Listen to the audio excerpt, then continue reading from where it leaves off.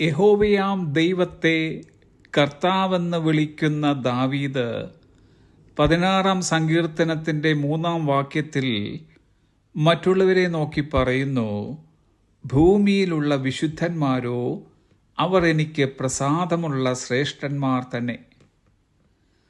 അപ്പോസ്തലനായ പൗലോസും ലേഖനങ്ങൾ എഴുതുമ്പോൾ പൊതുസഭയെ അഭിസംബോധന ചെയ്യുന്നത് വിശുദ്ധന്മാർ എന്നാണ്. നീതിമാന്മാരുടെ കൂട്ടത്തിലെ അഗ്രഗണ്യന്മാർ എന്നല്ല വിശുദ്ധന്മാർ എന്ന വിശേഷണം കൊണ്ട് ഉദ്ദേശിക്കുന്നത്. പകരം കൃപയാൽ രക്ഷിക്കപ്പെട്ട എല്ലാവരും എന്നാണ് അർത്ഥം. ദാവീദ് മറ്റു വിശുദ്ധന്മാരെ എക്സലന്റ് വൺസ് അഥവാ മികച്ചവർ, ശ്രേഷ്ഠന്മാർ എന്നാണ് വിശേഷിപ്പിക്കുന്നത്. മറ്റുള്ളവരെ ശ്രേഷ്ഠന്മാർ എന്ന് വിളിക്കണമെങ്കിൽ അവരെ സ്നേഹിക്കുന്ന ഒരു ഹൃദയമുണ്ടാകണം.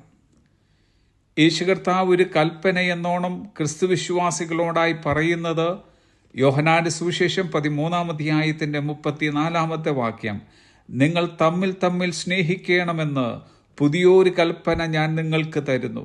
ഞാൻ നിങ്ങളെ സ്നേഹിച്ചതുപോലെ നിങ്ങളും തമ്മിൽ തമ്മിൽ സ്നേഹിക്കണമെന്ന് തന്നെ.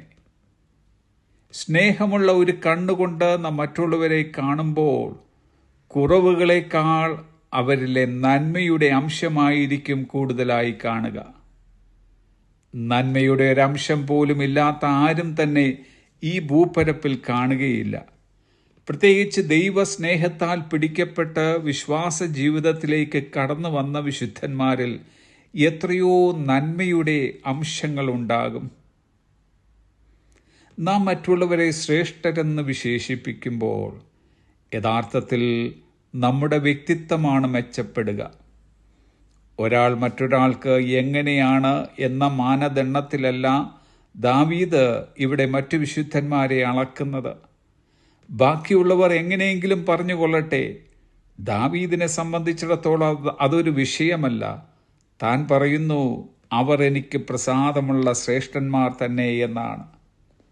പൗലോസ് അപ്പോസ്തലൻ ഇങ്ങനെ പറയുന്നു, ഫിലിപ്പിയർക്ക് എഴുതിയ ലേഖനം 2-ാം അധ്യായം 3-ാം വാക്യം, താഴ്മയോടെ ഓരോരുത്തൻ മറ്റുള്ളവനെ തന്നെക്കാൾ ശ്രേഷ്ഠനെന്ന് എണ്ണിക്കൊള്ളുവീൻ. എല്ലാവരെയും സ്നേഹിക്കുവാനും എല്ലാവരെയും ഉൾക്കൊള്ളുവാനും കഴിയുന്ന ഒരു വിശാലമായ ഹൃദയം നമുക്ക് നമ്മിൽ തന്നെ രൂപപ്പെടുത്താം. നമ്മുടെ കുടുംബ ബന്ധങ്ങളിലും സഹവിശ്വാസികളോടുള്ള ബന്ധത്തിലും നന്മ കാണുവാനുള്ള ഒരു കണ്ണുണ്ടാകട്ടെ. ആ നന്മകളെ വിലമതിക്കുക. കുറവുകളില്ലാത്ത ആരും തന്നെ ഈ ഭൂമിയിലില്ല, നാം ഉൾപ്പെടെ. അതുകൊണ്ട് മറ്റുള്ളവരെ സ്നേഹിക്കാം, ബഹുമാനിക്കാം, അവരെ ശ്രേഷ്ഠരെന്നെണ്ണാം. Have a blessed day.